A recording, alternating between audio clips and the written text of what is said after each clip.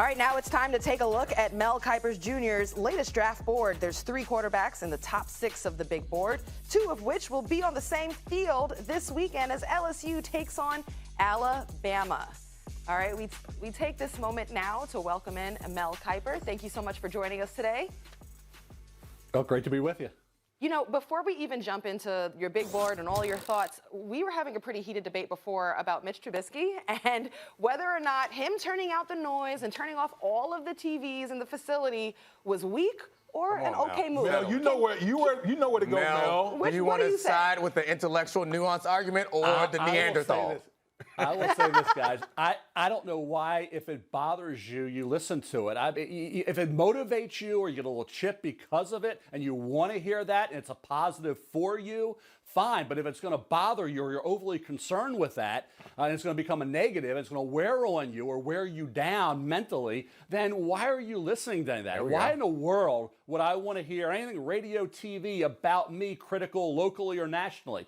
Don't even block it out by not even turning on the radio. If you want, music isn't going to good music isn't going to criticize you, Mitch. Listen to some music, pal. Pick your favorite genre and listen to music. Wait, Mel. The question was, is it weak? No, it's not weak. It's weak, yeah. It's a win for me.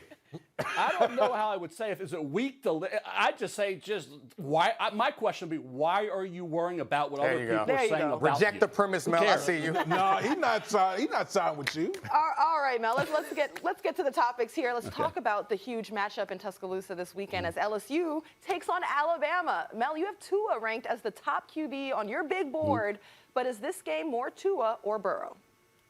You know, it's really Burrow. Tua's not going to be 100%. We know coming off an ankle injury. Yeah, Tua, I wouldn't say gets a free pass here, but, you got to factor in the injury and the time away. For Joe Burrow, it is important. He's already played against Auburn, Florida, Texas. He's done phenomenally well. He's up around 80%. He was only at 58% last year, so his improvement's been monumental. Joe Brady's had a lot to do with that coming over from the Saints. Obviously, those receivers, Justin Jefferson, more consistent catching the ball this year, has all helped Joe Burrow. But in this spot, on the road, you're a 6.5-point underdog, even with the Tua injury. Okay, this isn't a vintage Alabama defense. They lost 5 of their top 6 tacklers, will not be on the field. That Dylan Moses injury, linebacker, really hurt. So this isn't the best Nick Saban's ever had, but still a Nick Saban-led defense. So if Joe Burrow does really well here, leads LSU to this upset victory, then there's reason to believe come late April, he could be the #1 pick in the entire draft. Yeah, I mean, I think what Joe's shown so far has been really impressive. And even if he doesn't pan out too well in this game, I think he could still vault himself above Tua by the time draft comes around, because we look at some of the other quarterbacks who've gone high in the draft in recent years. We can look at, like, even Daniel Jones jumped up in the draft. He didn't go #1, but it's not like he had some big signature win against an Alabama-rated team. If he throws the ball as well as he has consistently, and they're in this game, they don't have to win it, and he continues to play well throughout the course of the season, and he keeps that completion percentage up near 70 or almost near 80 as it is now, then I think there's no reason to keep him behind Tua, because I think the argument against Tua is there's so much talent around him, and they throw those passes behind the line of scrimmage. He gets credit for a 30-yard touchdown when he threw it 2 yards behind the line of scrimmage many times with a quick screen. Yeah, no doubt the talent around, too. It doesn't have the great running back this year. That's the one thing missing from that Alabama offense. But no question, when you look at a guy like Jerry Jeudy, Henry Ruggs III, and Devontae Smith, and Jalen Waddle, the sophomore, is going to be as good as any of those guys by the time he's finished. That is phenomenal talent around it. It doesn't have Irv Smith Jr. at tight end. So it doesn't have the big-time running back, the big-time tight end, but certainly the wide receiver talent's enormous. But I think when you look at these three, the reason I think it's important that you don't have stumbles, because you're still competing. Now, if you're talking about draft position, that's why it's important. If you're talking about who's going to be the best pro, it's really not. But I think when you look at the Tua situation, Justin Herbert coming off a great game against USC, he's got enormous talent from an arm strength standpoint, size, athleticism. We saw that against USC, and we'll see that moving forward. So there are 3 quarterbacks all battling right now. It's a 3-horse race, guys. And Jacob Eason would be the 4th guy at Washington. I hope he goes back for another year. Then it will be 3 big-time quarterbacks next year with Trevor Lawrence, Clemson, Justin Fields, Ohio State, and then Eason. So we could, guys, have 3 top 10 quarterbacks this year, 3 top 10 quarterbacks next year, which is phenomenal for the NFL because they need that influx of young talent at the quarterback position. Mel, you're high on the quarterbacks. You've mentioned them. You've got 3 of them in your top 6. Are those guys actually franchise quarterbacks, though? Well, they're going to be expected to be. And does that mean they will be?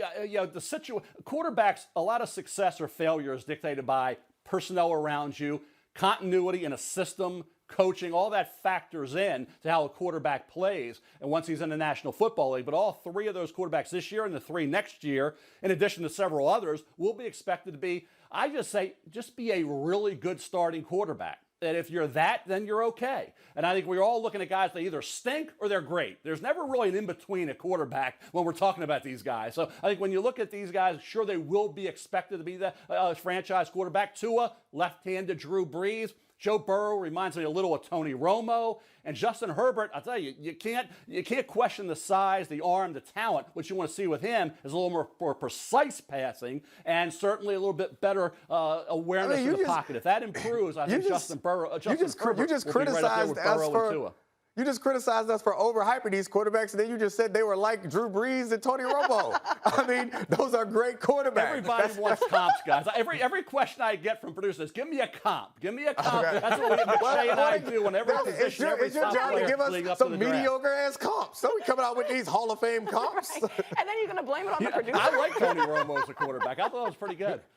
Hey, Mel, there's one name that you left off, Jalen Hurts, who's been in that Lincoln Riley system. Where do you see him as a bona fide, legitimate NFL quarterback on the next level? I think he's developing into that. Nobody ever thought he would be, based on what we saw. But the development started 2 years ago at Alabama. He looked like a different quarterback from what he was. So it's not just what's happened at Oklahoma with Lincoln, who's done a great job, no question about it. He is a quarterback whisperer, and he is a great offensive mind. But I think it started under Nick Saban at Alabama there. And I think when you look at where Jalen is right now at Oklahoma, he could end up being a 4th or 5th round pick.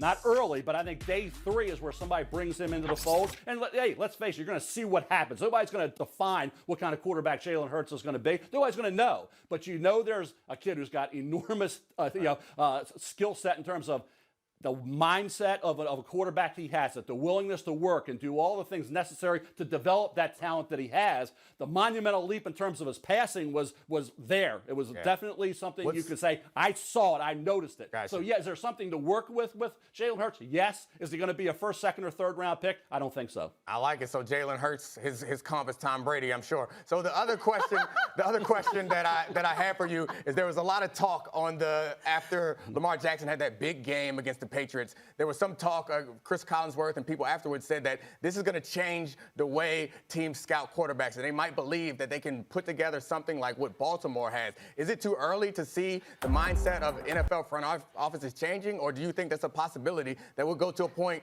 where Lamar Jackson, a similar type player, and obviously no one is as good as him, a similar type player won't go at the end of the 1st round, but he might go near the front of the 1st round? Well, good luck trying to find the level of Lamar Jackson. Yeah. I mean, that's the thing. This is a unique talent. The Ravens did something that nobody else thought was possible. They're winning with this type of offense. Everybody was ripping it. Everybody was ripping Lamar Jackson. Why are they doing this? They can't win. It's not sustainable. The only thing is, can he stay healthy? He's taking hits. He's running the football. He's doing things you never thought you would do with a franchise quarterback, which what right now Lamar Jackson is. So they're putting him out there, letting him do what he has to do to be successful. The only thing is, it can all come crashing down if he gets hurt. And everybody's going to say, oh, you can't win with a quarterback runs that much. So if he stays away from injury, Lamar Jackson has proven to be a dynamic weapon at quarterback that nobody has an answer for right now. I understand that criticism about Lamar Jackson's health, but if we look at the quarterbacks that got hurt this year, like all of them got hurt in the pocket.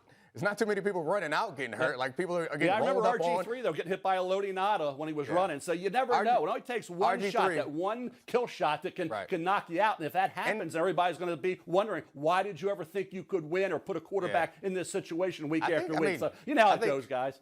RG3 was in the backfield when Haloti Nada hit him, and also RG3 had a particular. He's the backup for Lamar right now. He had a particular. He was moving when Nada hit him. He was moving down the field when Nada hit him on a regular basis. Not all quarterbacks run with their chin out the way RG3 used to.